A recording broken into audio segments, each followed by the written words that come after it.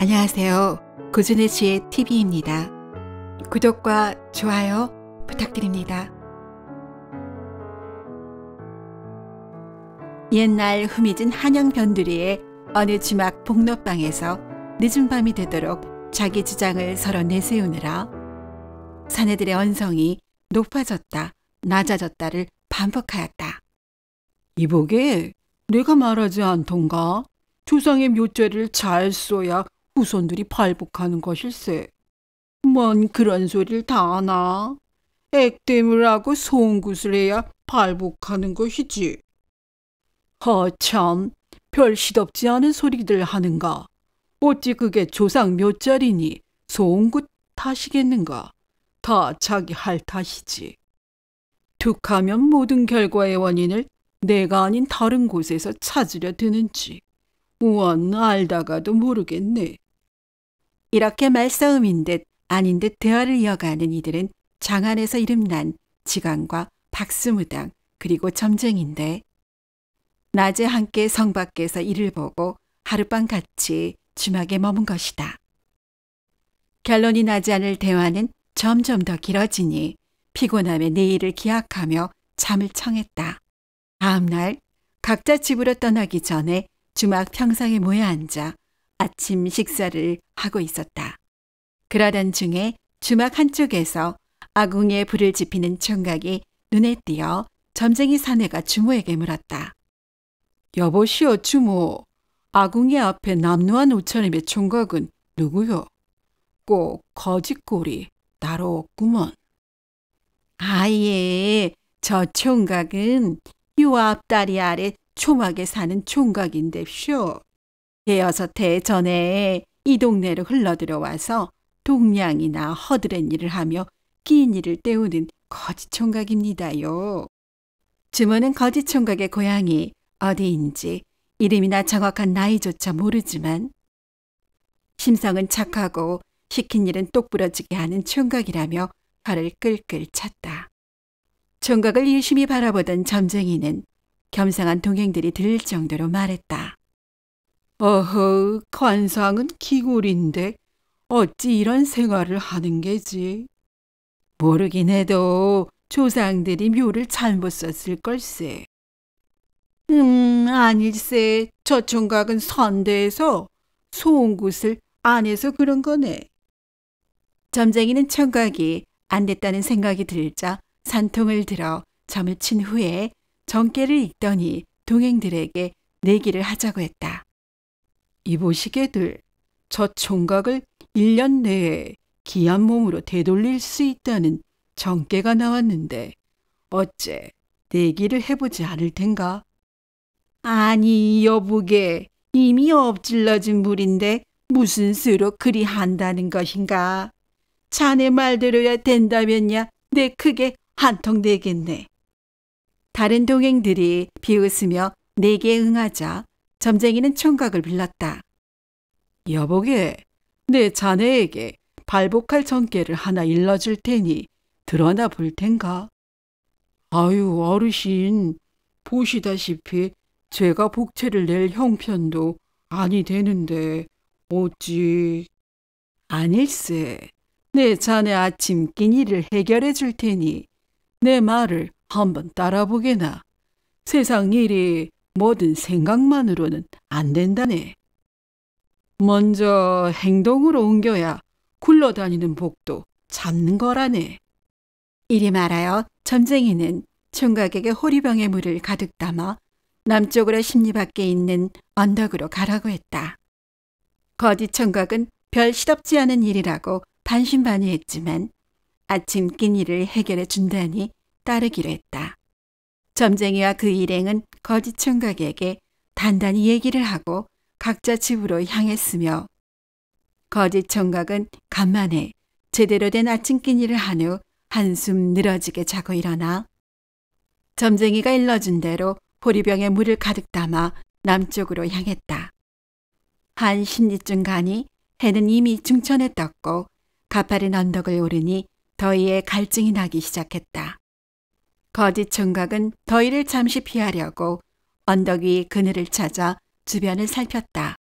그런데 어디선가 가느다란 사람 신음소리가 들렸다.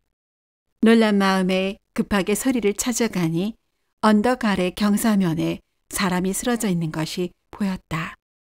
서둘러 다가서니 인근 동네에서 자주 보던 노인이었다. 아니 어르신, 어쩌다 이런 일을 당하셨습니까요? 오호, 자넨가? 친척 제사에 다녀오다가 그만 갈증을 못 이겨 이리 오도 가도 못하고 있네. 자네 물 가진 거 있나? 거지총각은 허리춤에 매단 보리병을 꺼내 노인에게 천천히 마시도록 했다. 노인은 오래전부터 소갈 증상이 있었는데 더운 날씨에 무리했던 것이다. 거지총각은 평소에 거지꼴의 자신을 야박하게 내치지 않고 인심을 베풀던 노인을 도와야겠다는 생각에 노인을 들쳐업고 의원을 찾아갔다. 며칠 뒤 노인이 기력을 회복하여 거지총각을 집으로 불렀다. 여보게, 자네가 아니었으면 내 조상 치를 뻔했네 그려. 정말 고맙네. 자네에게 신세를 갚으려는데 다리 밑에서 벗어나 우리 집에 머물게나. 집안 일이나 도우며 지낸다면야 다리 밑보다는 낫지 않겠나. 아유, 은혜라니쇼. 오히려 평소에 저를 잘 대해주시는 애에 보답한 것입니다요. 저는 그저 다리 밑이 편합니다요, 어르신. 한사코 거절하는 거지총각이 무슨 사연이라도 있는 것은 아닌지 싶어 노인은 총각이 새 출발할 수 있도록 천냥이라는 거금을 주었다. 이 역시 거지총각은 거절하였으나 노인은 억지로 떠안기다시피 하여 보냈다. 거지총각은 묵직한 동계짝을 들고 오면서 혼잣말로 중얼거렸다. 참, 이따위 돈이 지금 나에게 무슨 소용이 있단 말인가. 땅에 묻어두면 훗날 누군가에게 소용이 될런지. 거지총각은 동계짝은 열어보지도 않고 조막 근처에 깊이 파묻었다. 다음 날에도 거지총각은 예전처럼 구걸에 허드렛 일로 끼니를 해결했으며 동계짝은 까맣게 잊은 듯 지냈다.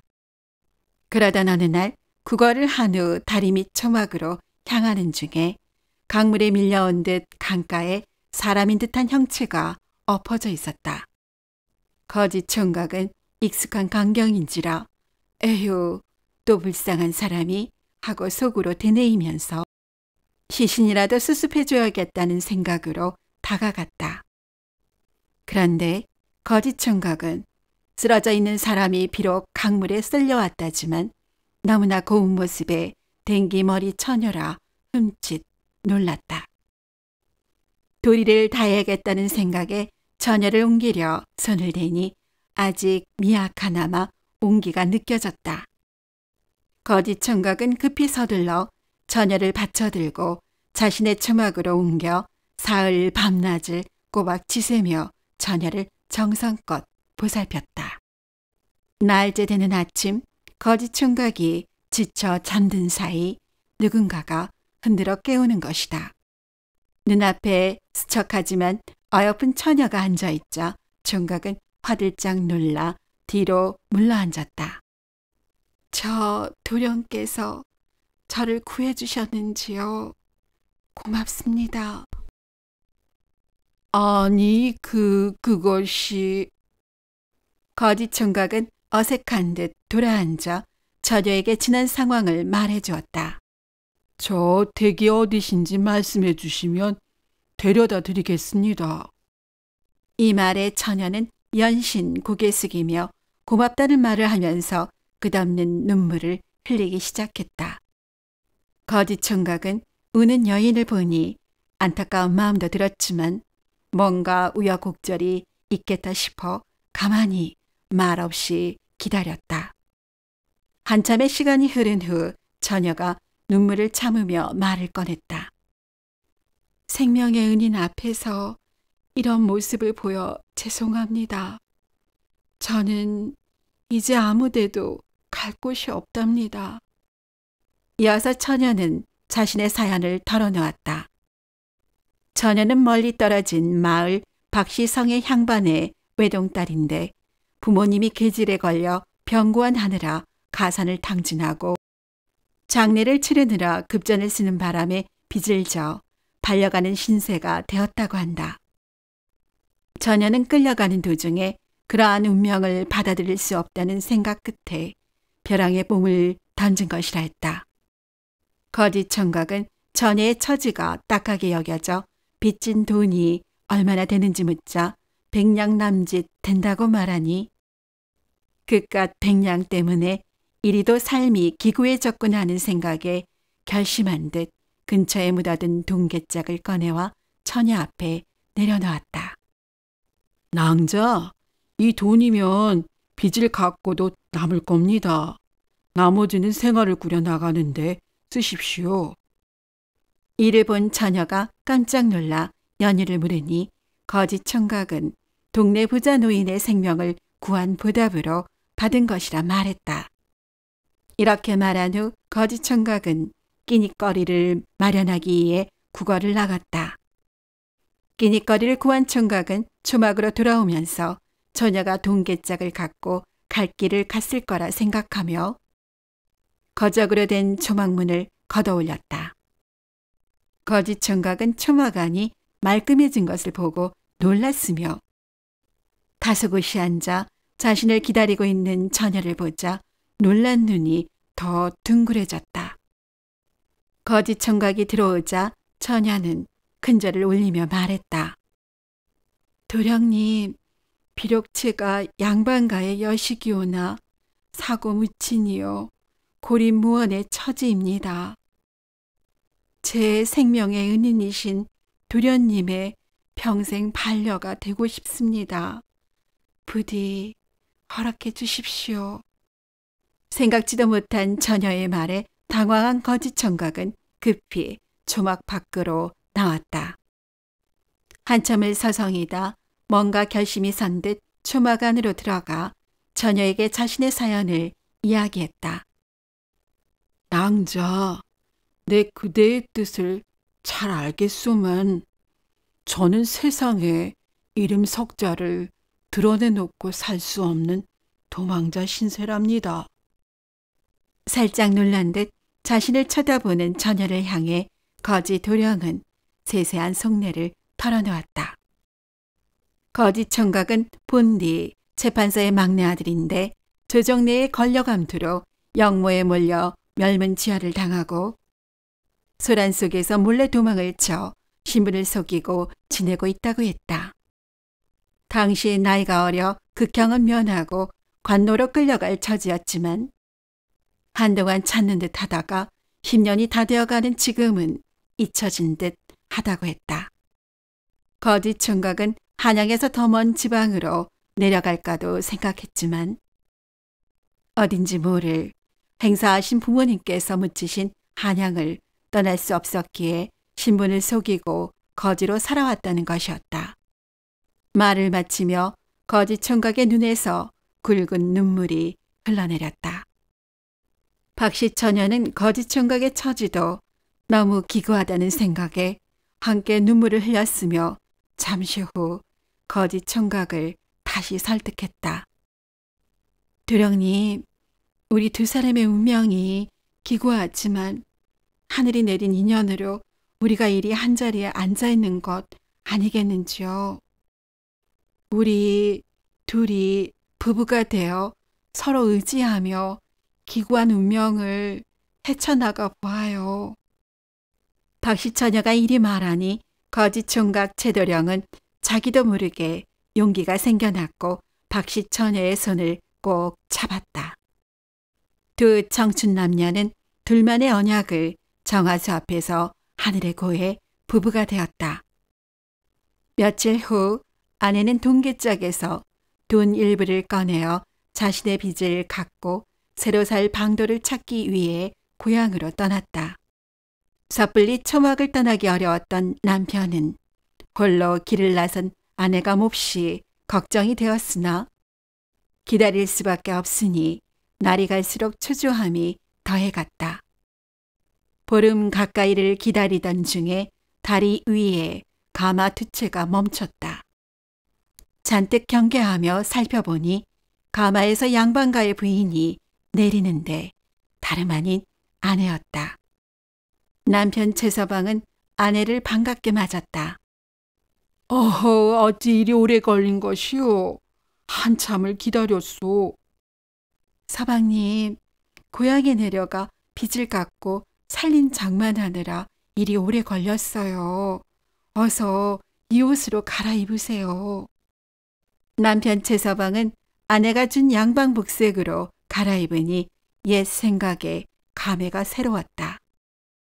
각각 가마에 올랐던 부부는 마을을 벗어났고 이후로는 가마를 물리고 둘이 길을 갔으며 아내의 고향집으로 들어갔다. 최서방은 바깥 출입을 삼가며 아내에게 의지하여 평온한 생활을 이어갔다. 아내는 동계짝에 남은 돈으로 가산을 늘려갔고 살림을 잘 꾸려갔으며 남편에게 권하여 10년 가까이 놓았던 책도 가까이 하여 공부를 다시 시작하도록 했다. 이렇게 몇 해가 흘러 점차로 학문이 깊어지자 남편 최서방은 뭔가 답답함이 밀려오기 시작했다. 학문이 깊어졌으나 펼칠 길이 없었으며 이제 살만한데 부모님의 묘소를 알지 못하기 때문이었다. 답답한 시간을 보내던 중에 최선비는 아내에게 부탁해서 돌아가신 부모님의 묘소를 은밀히 알아봐 달라고 했다. 아내는 믿을 만한 사람들을 동원해서 남편의 부탁을 이행했다. 그러던 중 뜻밖의 소식을 알게 되었다. 나랏잎이 바뀌어 조정에도 대대적으로 사람들이 바뀌었는데 지난 임금 시절 영모에 물려 피해를 본 집안에 대한 신원이 이루어졌다는 것이었다. 아내는 혹시 재판서와 그 일가에 대한 소식도 알아보았는데 재판서 역시 억울함이 밝혀져 신분이 복원되고 적몰되었던 가산이 반환되어 찾아가기를 기다리는 중이라고 했다. 아내는 이 소식을 남편에게 바로 알렸으며 최선비는 즉시 조정의 신원의 소를 올려서 적몰되었던 가산을 되돌려받고 신분이 복원되었으나 부모님의 묘소는 끝내 찾지 못했다. 최선비는 기쁨 속에서도 땅을 치고 통곡하였다. 몇 해가 지나자 최선비는 진사시험에 급제하였으나 더는 벼슬에 뜻을 두지는 않았다. 지난날 자신에게 복이 될 기회를 안겨준 예의 점쟁이를 찾아가 고마움을 전했고 동계짝을 내준 부자 노인을 돌아가신 친부모를 대하듯 섬겼으며 아내와 함께 행복한 가정을 꾸려 조용히 살았다고 전해진다. 오늘도 이야기를 시청해 주신 여러분께 감사드립니다. 재미있는 이야기로 곧 찾아뵙겠습니다.